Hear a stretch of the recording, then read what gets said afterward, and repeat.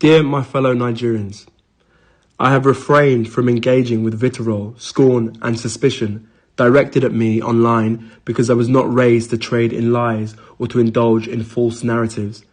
I did not do so as a child, and I will not begin now as a grown man. Because of my father's involvement in Nigerian politics, there has been a persistent curiosity and, at times, a malicious obsession with me. Why? I do not know. I have no social media presence and no interest in maintaining one, so I rarely correct these falsehoods. But perhaps it is time I address them.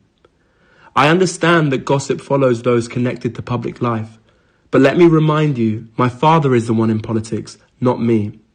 To assume that my life or choices are somehow political statements is a flawed and childish calculation.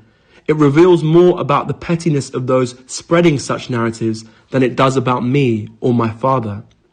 This pattern has become all too familiar. Individuals opposed to my father seize ordinary photos of me, images that are neither hidden nor secret, and repackage them with false stories. These are not revelations. They are not exposés. They are simply misrepresentations, fiction spun from pictures. I have seen this happen to others, but experiencing it myself repeatedly is deeply unsettling. Still, I want it to be known clearly, what is being circulated is gossip. I'm an actor and a writer by profession. Many are surprised, given the businessman, entrepreneur, and economist my father is. I'm sure he imagined I might follow that path. Yet, though my career is far from what he envisioned, he fully supports me.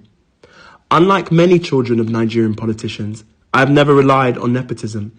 I was raised to know that my father's wealth is not mine and that I must build my own life. My chosen path is in theatre and filmmaking, so far from the world he inhabits. An industry that embraces diversity of class, race, sexuality and identity. I portray characters vastly different from myself. Yet some online use these roles against me and my father, presenting fiction as fact. I trust any rational person can see how absurd this is. More importantly, Nigeria has far greater issues than idle speculation about what Peter Obi's son is doing. Our nation still struggles with insecurity, a weakened economy, crumbling infrastructure, failing healthcare, and politicians who steal from the people they swore to serve. And yet, for some, the priority is to spread gossip about who Peter Obi's son appears with in a photo. This is a distraction from the real crisis that matters to all Nigerians. The truth is simple.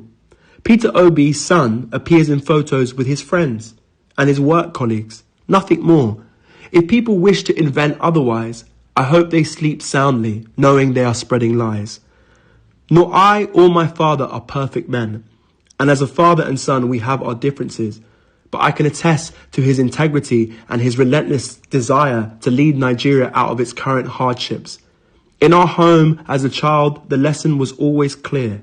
Face your work, do it honestly, and contribute to the good of others. That is what I will continue to do.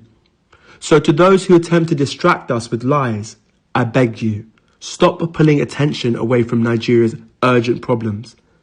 My father has my vote, not because he is my father, but because he is the right man for the job. If others wish to go low, invent scandals, or attack me to wound him, they are free to do so. But we will go high, and we will continue to focus on the future of Nigeria. With love, Oseloka Obi.